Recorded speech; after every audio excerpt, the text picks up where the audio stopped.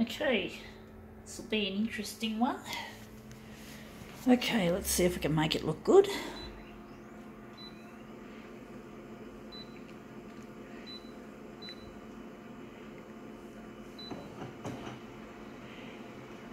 Go make it 200 for this.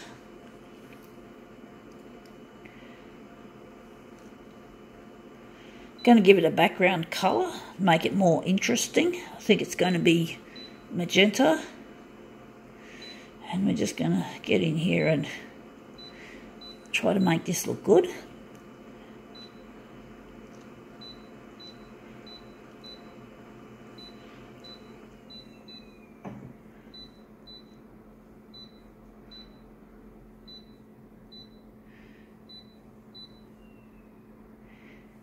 Okay,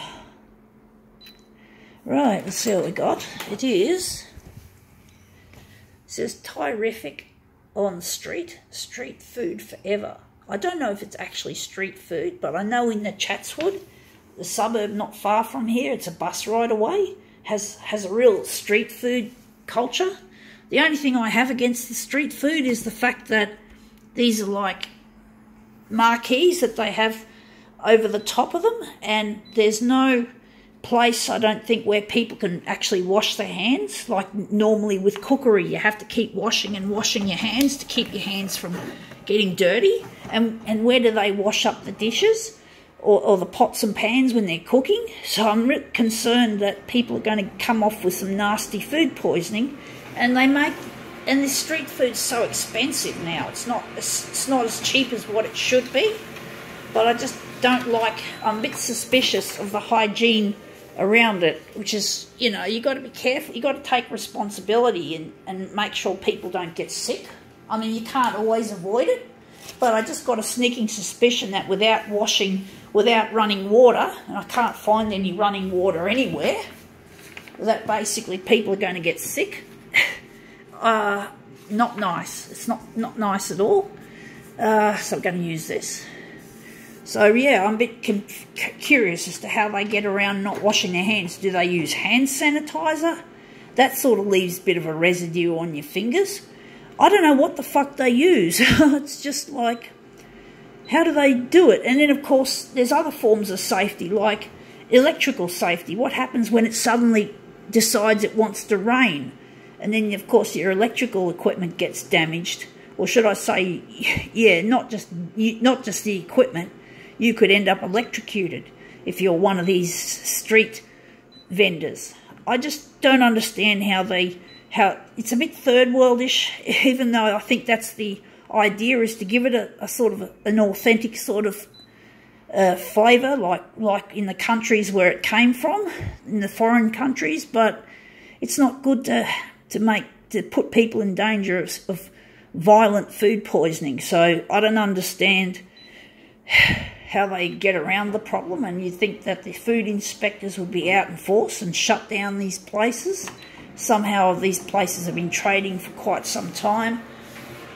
You'd think they'd ban it if it was causing heaps of food poisoning or electric shock, electrocution, whatever. But somehow they do it. Somehow they keep their businesses going. That looks quite nice. Now this magenta is a lot nice and dark.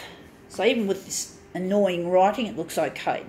This is the annoying part, but we can't get this looking perfect.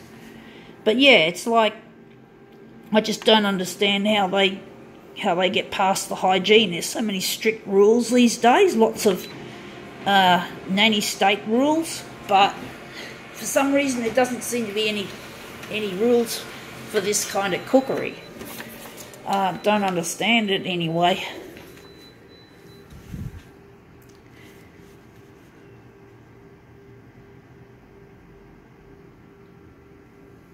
Okay.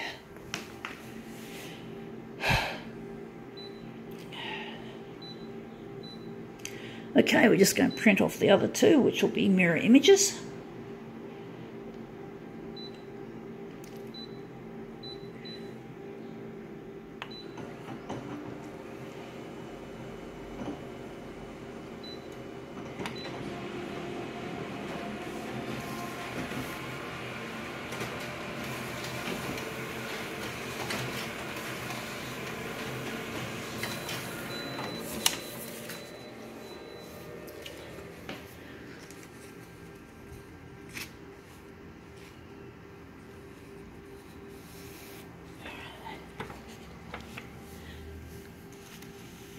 Okay, let's see how we make these look.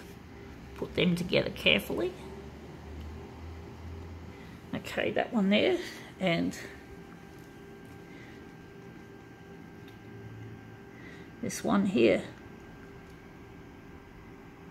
Okay, that looks nice. Now I think we can call this one quits.